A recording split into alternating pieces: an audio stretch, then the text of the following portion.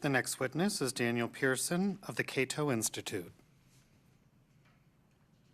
Thank you. Mr. Bishop, I have an updated copy of my testimony that includes a couple of figures. Could I ask you to provide it to the hearing officers? Of course. Thank you. Prior to coming to the Cato Institute, I spent the decade from 2003 to 2013 here at the U.S. International Trade Commission serving as chairman and commissioner. I sat at the dais that you sit at now, dealing with lots and lots of anti-dumping countervailing duty cases, voting for most of the 149 cases that still apply to steel. And so I'm really quite familiar with steel and ferrous products. I actually agree with much of what the domestic industry is saying about the nature of the overcapacity problem. I just disagree with their proposed solutions. Madam Chairman, a question about time. I'm aware of the 5-minute time frame for spoken comments. I believe that I am the only person in 2 days of hearings who would attempt to present arguments on behalf of steel users, the downstream manufacturers that use steel. If in your discretion you thought it appropriate to grant me a few more minutes, I would keep my remarks under 10. If you wish me to keep it to 5, I will keep it to 5. I think I could provide a more fulsome explanation of the arguments with a little more time, that's all. As tempting as it is having our positions switched here to say no, I think that's fine. I think we've started early on this panel, so there shouldn't be any problem. Thank you for your indulgence. China sometimes talks about having a socialist market economy. In my view, it's way too socialist and not enough market. And that's a lot of what's gotten us into the current situation with steel. I have absolutely no argument with the idea that China's steel exports are not fair. They're largely driven in response to policies, and so they are not what we would consider market-oriented. They are not fair. However, a lot of things in life aren't fair. We just have to figure out how to make the best of them. My view of how to deal with steel overcapacity is different than most of what you've heard today and yesterday. I argue that we should begin by trying to apply economics to this vexing public policy problem. What type of policy response to China's steel overcapacity would allow us to take advantage of their unfair practices and do the most to increase the economic welfare of the United States? If increasing economic welfare is our goal, we quickly would rule out using protectionist measures like AD and CVD duties. Economists with both Democratic and Republican leanings agree that imposing import restrictions creates more costs than benefits to the economy that puts them in place. Open and competitive markets allow resources to be put to their best and highest value uses, thus allowing more beneficial economic activity and leading to higher standards of living. Frankly, the current global glut of steel is far too large to be fixed by using trade remedy band-aids anyway. The reality that steel trade remedies won't work to the benefit of the broad U.S. economy is illustrated by a few numbers from the Bureau of Economic Analysis at the Department of Commerce. The category primary metal manufacturing, which includes production of all steel and other ferrous metals, plus all other primary metals, accounted for about $60 billion of value added to the U.S. economy in 2014. Sounds like a big number. However, downstream manufacturers that utilize steel as an input generated value of about $990 billion, some 16 times larger. Employment in primary metal manufacturing was slightly less than 400,000 people. Well, for downstream manufacturing, it was 6.5 million, also more than 16 times higher.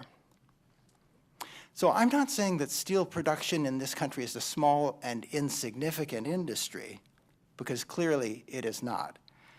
But there's no way that policies designed to boost prices for a relatively small part of the U.S. economy can increase economic welfare when those costs are passed along to the much larger steel-consuming sector. The empirical evidence is that the 149 anti-dumping countervailing duty orders currently in place have not led to prosperity for the steel industry. Yet, they definitely have increased costs for users, no doubt reducing the competitiveness of some downstream manufacturers relative to their overseas competitors. So imposing more trade remedies would be a great way to reduce the economic welfare of the United States, thus making us a poorer country. Consider the example of Carrier, the company that recently announced it would shift manufacturing air conditioners from 2 plants in Indiana to Monterrey, Mexico. This decision will lead to the loss of 2,100 jobs. The company's official statement does not attribute the change specifically to higher prices for key inputs covered by anti-dumping countervailing duty orders. However, the statement does say, quote, "This move is intended to address ongoing cost and pricing pressures," unquote. It seems likely that some of those cost pressures relate to U.S. trade remedies, including the many that restrict imports of various steel products. Other anti-dumping countervailing duty orders apply to imports of copper tubing, which is truly an important component in air conditioning systems, as well as aluminum extrusions. If the United States wishes to create a more favorable business climate for manufacturers, a good start would be to revoke the anti-dumping countervailing duty orders that raise the costs of their components. These are costs that Carrier largely can avoid by moving operations to Mexico. So what should be done instead of adding more trade restrictions? We should start by recognizing that China's current policy of exporting steel for less than it is worth has the effect of transferring wealth from China to the United States. China's decision to overproduce steel has depressed prices to the point that the terms of trade have shifted in favor of the United States. We need to export fewer cargoes of soybeans or fewer Boeing airplanes in order to obtain the desired quantity of Chinese steel. As a practical matter, the best way to get China to downsize and restructure its industry would be to reframe the debate by telling them, in essence, "Thank you for transferring so much wealth to us by selling us imported steel. Would you please continue doing it? Would you be willing to sign a 10-year contract guaranteeing that the wealth transfers will continue?" By radically changing the terms of the discussion, this approach holds the best prospect for getting the Chinese to rethink what they've been doing. The objective is to encourage them to accelerate the much-needed downsizing of their industry. I recognize that U.S. steel manufacturers may not be comfortable with this open market approach. The challenge to them is to outline an alternative policy that would do a better job of improving U.S. economic welfare.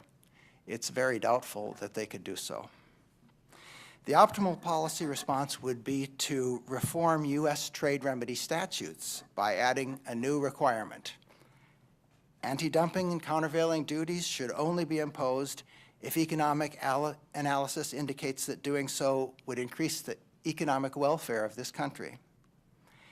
The statute should be changed to instruct USITC commissioners to consider the broad economic welfare effects of proposed anti-dumping countervailing duties, and to vote in the affirmative only when those duties will redound to the net benefit of the United States.